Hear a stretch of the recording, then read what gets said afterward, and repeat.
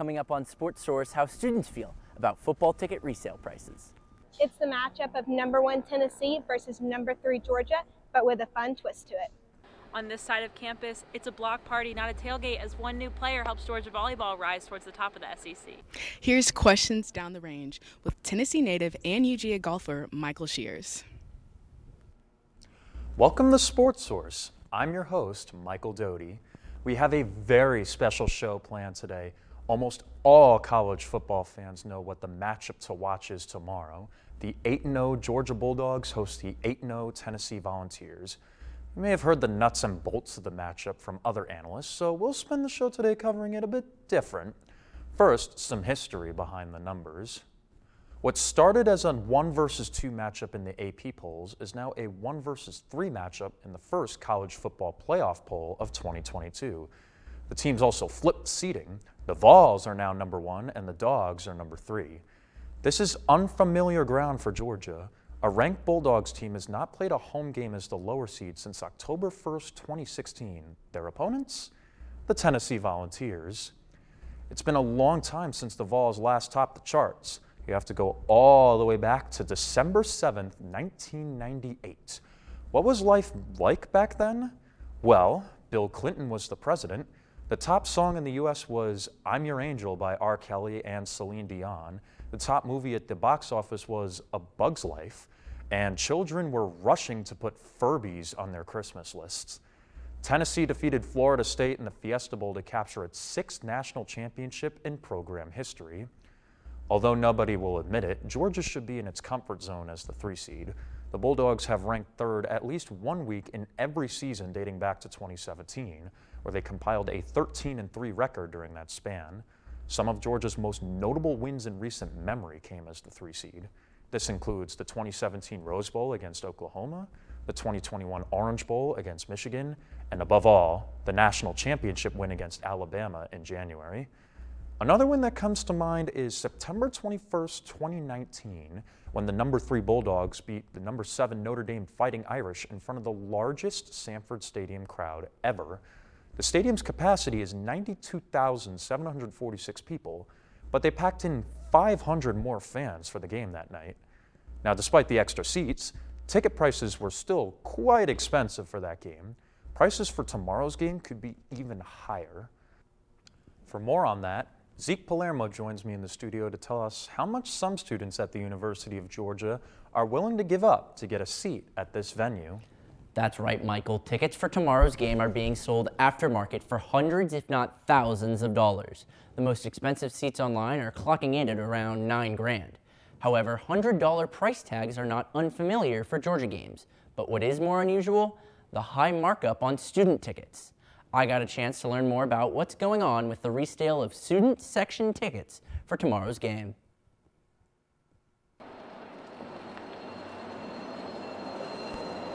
At the University of Georgia, student tickets to see the reigning NCAA football champion Bulldogs are a currency. And with any currency, they come in different denominations. Tickets to a game against FCS school Samford were the pennies. They traded hands haphazardly, often given away without second thought. Against SEC rival Auburn, tickets were exchanged for a couple of tens, maybe a 50 if you were really getting squeezed. But for tomorrow's game against Tennessee, tickets aren't quite as affordable. Despite being sold by the university for just $10, student tickets to Saturday's game have seen resale values grow by at least an order of magnitude. Around 200, 300, could be more. It could even be upwards to 500 depending on where you're trying to go, what ticket you're trying to get. So these prices are often comparable to, if not better than, the deals offered by other secondhand sellers like StubHub or Ticketmaster. However, they still remain unavailable for those the tickets were intended for: students.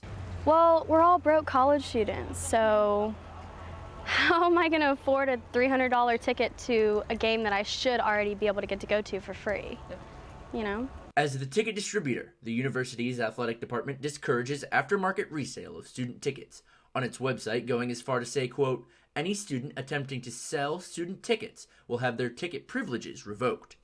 It is worth noting that in a recent email to students from UGA PD Chief Dan Silk and Athletic Director Josh Brooks warning of ticket sale scams, there was no mention of resale being disallowed.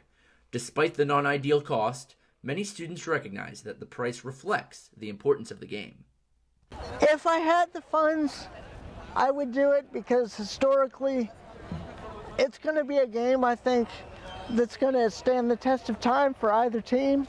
And, you know, I would love to be there, but I can't swing it. Even though supply and demand is playing a cruel mistress to students hoping to cheer on their school from the stands, even those outside of the stadium will have the same sentiment. Go Dogs. Go Dogs. Go Dogs. Go Dogs. Now, I've seen it firsthand. People will often hand out student tickets day of for free, so it has been an explosion in price was incredibly unanticipated. However, I was lucky to get a ticket to this game at face value, and I am, no exaggeration, counting down the hours to this game. Michael, back to you. Thanks, Zeke. I will also always be thankful my Tennessee ticket only cost me $10. When we come back, we dissect the matchup on the field as well as the fields themselves. More on SportsSource after this. People do some pretty cool things in their 40s and 50s. Why should saving for retirement be any different? I mean, they go back to college, learn new instruments, start skateboarding. Okay, maybe that one's not for everybody, but saving for retirement is. With aceyourretirement.org, you can get on track with your retirement savings no matter your age. Just have a 3-minute chat with Avo, the friendly digital retirement coach from AARP. You'll get personalized recommendations based on your input that are easy to understand and work with your lifestyle. It's quick, easy, and free. Plus, it's sponsored by AARP, so you know they got your back. Woo-hoo! Gnarly move, Dad. Thanks, sweetie. So wherever you are in your retirement savings journey, head to aceyourretirement.org and start chatting with Avo today. That's aceyourretirement.org. Welcome back to SportsSource, Georgia versus Tennessee edition. Now, both of these teams are looking for the top prize to stamp on their college football playoff resumes at the expense of the other. This is the matchup of the week, and perhaps the season for college football. Since Tennessee's Hail Mary from Josh Dobbs to Juwan Jennings in 2016 to shock the Georgia crowd, the Bulldogs have taken the last 5 matches with the Volunteers. They've averaged just over 41 points per game in those games, and they've won by an average of 28.6 points per game. Georgia will have to score more than 41 points in all likelihood, with Tennessee averaging just over 49 points per game this season. Hendon Hooker has most college football fans hooked this season. He's thrown for over 2,000 passing yards and an insane 21-to-1 touchdown to interception ratio. Defensively, though, Tennessee has given up an average of 4 receptions for 46 yards per game to opposing tight ends, and Georgia has 2 super talented tight ends in Brock Bowers and Darnell Washington. The Dogs are hoping to get A.D. Mitchell back into the mix offensively as well. Defensively, Jalen Carter should be even healthier after making a return to the lineup last week against Florida. He and Smile Munden, another key piece of the Georgia front seven, are listed as probable against Tennessee. However, Nolan Smith is done for the season with a torn pectoral muscle. Expect bigger roles from senior Robert Beal and sophomore Chaz Chambliss going forward at the outside linebacker position. Both Beal and Chambliss saw action against Tennessee last year, and they combined for 1.5 sacks. Then the biggest matchup will be Georgia's secondary against Tennessee's receiving cast. Cedric Tillman and Jalen Hyatt are a dangerous 1-2 punch at receiver, so Keely Ringo, Kamari Lassiter, and safeties Malachi Starks and Christopher Smith to contain them if the Dogs cannot get pressure. Now that we've covered some of the players on the field, Kennedy Weems joins me to discuss some other matchups between Georgia and Tennessee football. Kennedy? Thanks, Michael. Yes, we certainly have arguably the best matchup of the season happening right here in Athens, Georgia tomorrow. Obviously, with the magnitude of this Tennessee versus Georgia game, it has been and will continue to be broken down every way possible. So we have a fun turn of events.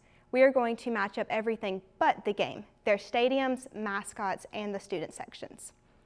First off, their stadiums. Sanford currently holds 92,746 seats and has cost around $35 million to complete.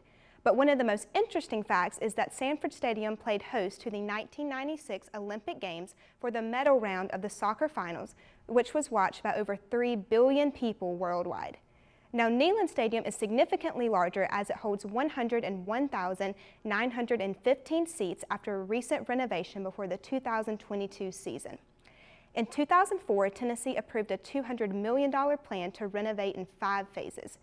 They have not hosted any Olympic Games, but they have trademarked their historic orange and white checkered end zones. Our next matchup is my personal favorite, their mascots. UGA 10 is the current white English Bulldog mascot and is grandson to UGA 9. The Sealer family resides in Savannah, Georgia, and has bred UGAs since the 1950s. But UGA is far more comfortable than anyone else in the stadium, as he has a permanent air-conditioned doghouse near the cheerleaders. When it rains at Georgia home games, UGA's handler, Charles Sealer, jumps in the doghouse with him. Michael, don't you wish you had that set up? Kennedy, I'm more of a social guy. I'd rather be with the fans in the stadium. Plus, at this time of year, I don't know if air conditioning is going to be the most convenient aspect of watching a football game, but still a nice setup nonetheless. That's true. He may want to have a heater in there as well. Smokey 10 just recently retired for Tennessee, so his son Smokey 11 is following in his paw prints and leads the Vols through the tee before each home game. While the Volunteers have had a Smokey on their sideline since 1953, the Blue Tick Coonhound breed just became the official dog breed of Tennessee in 2019. Tennessee's Alpha Gamma Rho has been Smokey's on-campus home since 1977, and Smokey usually travels. So Michael, I wonder if Georgia's AGR would be so kind to house Smokey. Probably not. Georgia's AGR fraternity is known for cooking a different kind of animal the night before games, so we might see Smokey smoking before the game tomorrow. Well, maybe we shouldn't give them that suggestion then. But lastly is our student sections. Georgia reserves around 16,000 seats for just students that receive them based on a lottery system. But there have definitely been some notable students that have left a legacy here in Stanford between the Spike Squad and the Paint Line. However, one man takes the cake on the most notable student. Pierce Wallace, also known as the Georgia Joker, was inducted into the ESPN Fan Hall of Fame. Tennessee only allows around 10,000 students, but they do allow guest tickets, which is something that Georgia does not do. Their ticket system is based on loyalty points, so the more events a student attends, the better chance they have to get a ticket. And while they do not have a student in the ESPN Fan Hall of Fame, they collectively still make Neyland Stadium one of the most hostile places in the SEC. Michael, I've heard there have been UGA students standing outside Stanford since last night waiting to get in, and I bet those Tennessee students are not far behind. That's right, and let's not forget Tennessee's student section got into some deep trouble in a game last year against Ole Miss. But when we come back, football isn't the only sport Georgia and Tennessee have locked horns in recently. We'll take a look at some of the other matchups between the school sports. Julie was always a voracious reader. She'd carry 2 novels on an airplane because she'd read one on a 3-4 hour ride. And at some point, I began to notice that she would read a page and couldn't remember what she had just read, and she'd have to go back and read it again. I don't remember much these days after I read, but less does for me, and I love it.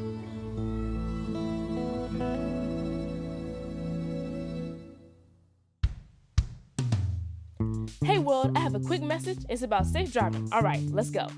Anytime you're driving, have the seatbelt buckled tight, both hands on the wheel and your phone out of sight. When not in your hand trying to text somebody back, because if you do, your car might get smacked. The moral of the story, just put your phone down. The people on the road will stay safe and sound. Put your phone down, put your phone down. People on the road will stay safe and sound. Yeah.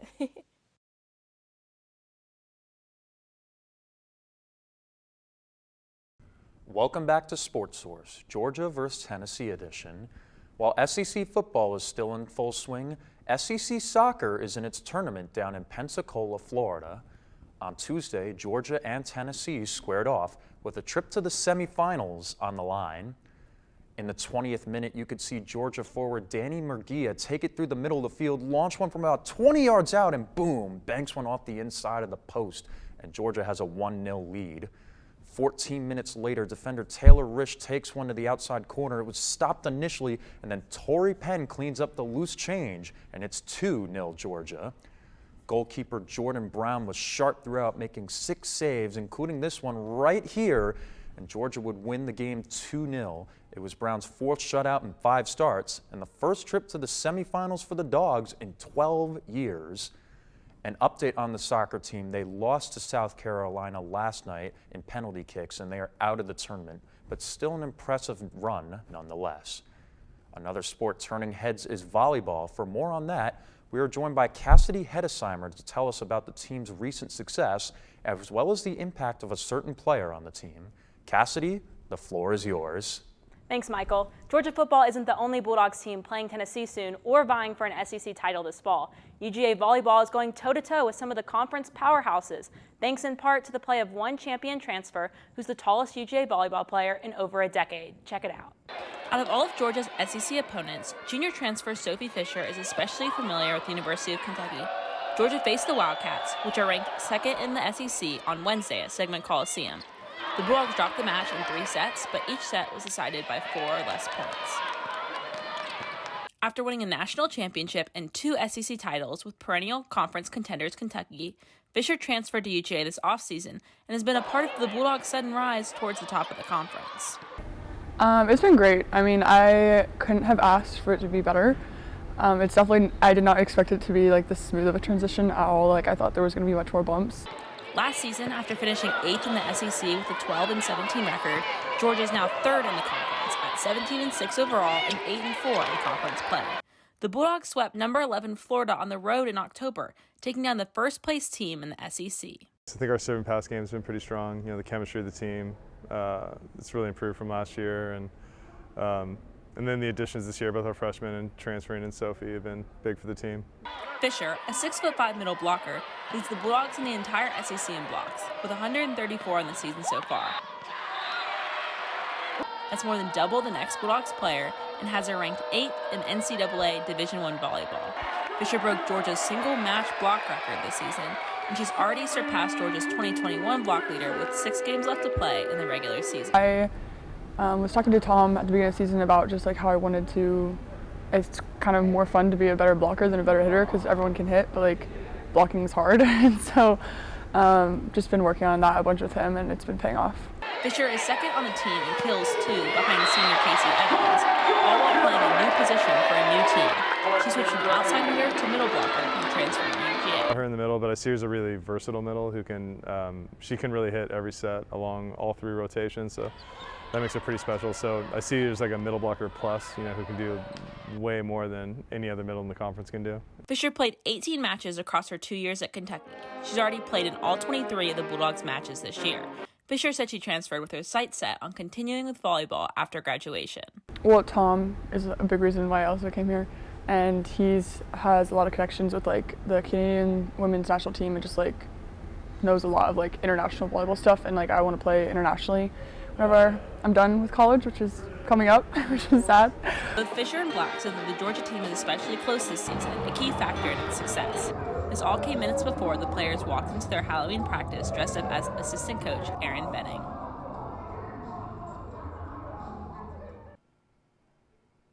And Michael, Fisher's performance has bumped up the team's total block numbers too. If Georgia stays on this pace, they'll finish the regular season 29 games with 291 blocks, up 41 from its 29 games last season.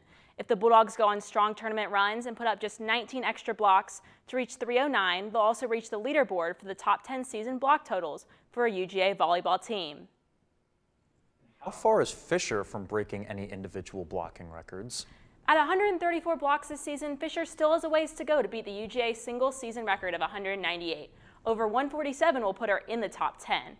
But if her blocks per set average holds steady, she'll finish 3rd on the UGA leaderboard for a single season. And again, her height itself practically makes history at UGA. Typically, it's Big Ten and Pac-12 schools drawing those types of volleyball players.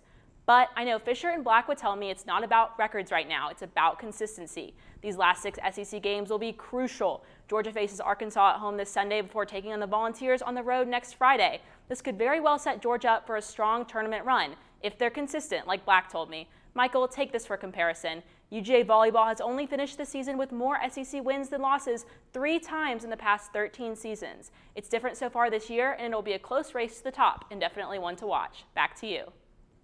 Yes, Cassidy, the time is set for 6:30 for next Friday's game out in Knoxville. Coming up, I'll be rejoined by all the analysts to hand out some senior superlatives for some of the impact players in tomorrow's game. When I was in foster care, I never knew when I would have to move, so I always had my suitcase ready to go. Then one day, I was adopted. My new parents opened their hearts and home to me. My parents cook my favorite breakfast for me every morning. My parents take me on trips I never thought I would go on. They gave me a home and an even better reason to use that suitcase. My parents aren't perfect, but they're perfect for me. We're back on this special edition of SportsSource where we continue to talk all things Georgia versus Tennessee. Now, as the regular season winds down, it becomes more emotional for the seniors, but not just the players, also the student fans. Tomorrow is the penultimate home game for Georgia and for the seniors. This could be the last taste of a true Sanford Stadium crowd at full volume. One of the fun things about being a senior is senior superlatives. In honor of that, we at SportsSource have come up with our own senior superlatives for some of the impactful players in their final season on both teams. The catch is these superlatives must start with the team's logo, so the orange T for Tennessee and the black G for Georgia. I'm rejoined by analysts Kennedy Weems and reporters Cassidy Hedesheimer and Zeke Palermo. Kennedy, we'll start with you. What is your senior superlative? Senior wide receiver Cedric Tillman is my Tennessee tweeter. He is verified with 18,000 followers, which is the highest count right behind Hooker.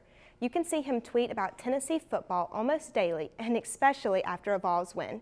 He is also occasionally featured as the Cookie Monster, or videos of him carrying around chicken on campus, as he has NIL deals with Moonshine Mountain Cookies and Bojangles. He's not just verified on Twitter, though. He's verified on the football field. Tillman had ankle surgery this season and just returned last week against Kentucky. But last season, he compiled around 1,100 yards, averaging 16.9 yards per catch. So, Michael, you can look for him to be a big target tomorrow against Georgia. That's right, and he'll certainly be tweeting if he has any sort of game like he did last year against Georgia, catching 10 passes for 200 yards and a touchdown. Let's go to the home side. Cassidy, what do you have for us? Thanks, Michael. Now let's talk a different kind of football for a minute. The player that I'm going to give greatest goal scorer is UGA place kicker Jack Podlesny. The former walk-on is third in the SEC in scoring this season and 14 out of 16 on his field goals. But Podlesny only began consistently kicking field goals in his senior year of high school. He dabbled in it before, but up until then, he was strictly a soccer player. He played center back in high school, and his dad is a longtime high school soccer coach. He earned the Glenn County football team's starting kicker role in just his senior year of high school when he began considering college ball. Podlesny kicked 4 field goals and 2 extra points in Georgia's close win at Missouri this season. And I don't know, y'all, if Podlesny wasn't so good at scoring goals, field goals in this case, Georgia might not be heading to this weekend's game undefeated. He might have to come up clutch with a last-minute score if this week's game is just as close. I agree, Cassidy. Georgia fans know how cool under pressure Podlesny is. If you go back to his game-winning 53-yard field goal in the Chick-fil-A Peach Bowl against Cincinnati. Zeke, you're up next. You know, Michael, I've got Tennessee quarterback Hendon Hooker, and he wins my award for timelessness. It's no secret that at 24 years and 11 months, Hooker's not just one of the oldest players in the country, but also in Knoxville. What goes overlooked, though, is that Hooker didn't just burst onto the scene. He's been elite for quite a while. Back in high school in North Carolina at James B. Dudley, he was the all-time leading passer and was named North Carolina's Player of the Year as a senior. Those accolades got him a handful of collegiate offers, but he ultimately landed at Virginia Tech. At VT, he competed for the starting job as a true freshman, although he didn't win it until 2019. But once he did, Hooker showed he was something special. His speed makes him a great fit in a collegiate offense, and he throws one of the prettiest balls across the NCAA. But what impresses me the most is his ability to take care of the football. Since the start of last season, Hooker has thrown an interception about once every 4 games. Compare this to Ohio State Heisman favorite C.J. Stroud, who's throwing one more than once every 2 games. And for that reason, his age, but also his persistence over the past 6 years as a very good quarterback gives Hooker my Timelessness Award. These are all great senior superlatives, guys. I'm going to bring us home with one more superlative for Stetson Bennett. When talking about the mailman, I have given him gifted growth for his senior superlative. Now, I'm not talking about physical growth because Bennett is only 5'11". I'm talking about his growth as a football player. Bennett walked onto Georgia's football team in 2017 and spent the next 3 seasons on the scout team, at junior college in Mississippi, and as the backup quarterback to Jake Fromm. Fromm goes to the NFL the following year, and Bennett now has to sit behind transfer quarterbacks Jamie Newman and JT Daniels, as well as dual-threat QB DeJuan Mathis. Newman opted out of the season, and Daniels was hurt, and Mathis looked shaky against Arkansas, and suddenly it was his time to shine. Bennett went 20 of 29 for 211 passing yards and 2 touchdowns, and suddenly he was the starter. In the game against Florida that year, he injured his shoulder, and at that time, JT Daniels was ready to take over the starting quarterback position. Daniels got hurt again the following season, and Bennett won the starting job again, but constantly had to look over his shoulders once Daniels was healthy again. And after a subpar 2-interception performance in the SEC championship to Alabama, there were cries for Daniels again. Smart stuck with Bennett, and he tore through the college football playoff, throwing for 537 passing yards, 5 touchdowns, and no interceptions in the 2 games against Michigan and Alabama. Now this year, there is absolutely no question who the man behind center is. Now when we return, our analyst Jaden Fields caught up with one Georgia golfer who may have a conflict of interest with tomorrow's game.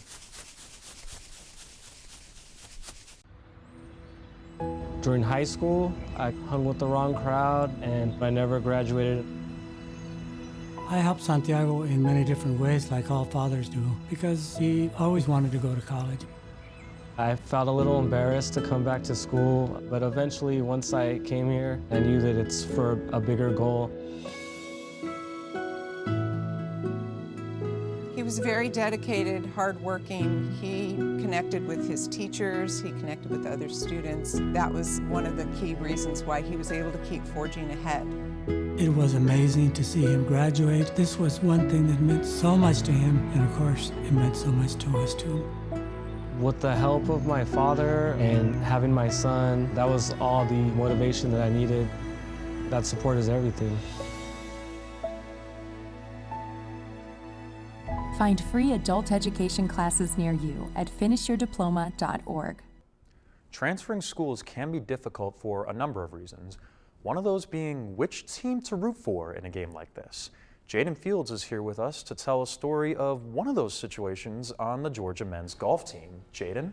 Thank you, Michael. He was born and raised in Tennessee, but his heart has always been with Georgia. I got a chance to talk to UGA golfer Michael Shears on his transition from Franklin, Tennessee to Athens, Georgia. Take a look. Hi, I'm here with Michael Shears with Down the Range. So, Michael, how did you initially get interested into golf? So, my dad actually played at Georgia in college, and I've been around the game since I was very young, so that's kind of how I got going with it. It's just something that I've always loved doing. So how has your dad been an influence in your golf career? It's been great. He's let me do my own thing, but at the same time, he's been there when I've needed him to just kind of help out, and I've been able to lean on him for a lot of advice throughout the years, and so it's been pretty special. What is your most fond golf memory? Oh, goodness, that's tough. I think just all the trips that I've been on in college with both the guys at Vandy and here, we have such a good time on the road, and that's something that you can't get just every day. So we know you played at Vanderbilt at the beginning of your collegiate career. You played there for 4 years. What made you choose to finish out your collegiate career at UGA? I think the biggest thing was that I grew up a UGA fan. My grandfather played football here as well, and so being a Bulldog has been awesome, and it's something that I always wanted to do, and when I had that opportunity, I knew I had to take it. And we know you're from Franklin, Tennessee, so going to Vanderbilt was obviously a staying in state situation. Right. Did you ever consider the University of Tennessee? I did not. Oh gosh, that's tough. I don't know. I don't have anything against them, but it was just something that I never really thought about doing. Okay, that's fine. So what is your favorite course to play? In the world? Yeah. Probably Pebble Beach. Okay. It's just, there's nothing like it. It's one of the prettiest courses ever, and I've played some good and some bad golf there, but it's so fun to get out there every year. So you've been in Athens for a few months now. What's your favorite part? Just the people. It's a slow town. I've got some family here, and I've really gotten to enjoy spending time with everybody. Nice. And are you a football fan? I am. So last question, what is your score prediction for this weekend? I think the Dogs are going to win, and I think it's going to be 42-28. Okay, well, you guys heard it here. Thank you so much, Michael, for answering my questions. Thank you. Well, in about 24 hours, we will find out just how close that score prediction is. And I'm fired up, to say the least. Michael, back to you. I am too, Jaden. Thank you. Well, that is going to do it for us here at SportSource. Thank you to all of our reporters who joined me this evening. And thank you at home for spending the last half hour with us. For the Carmichael Sports Media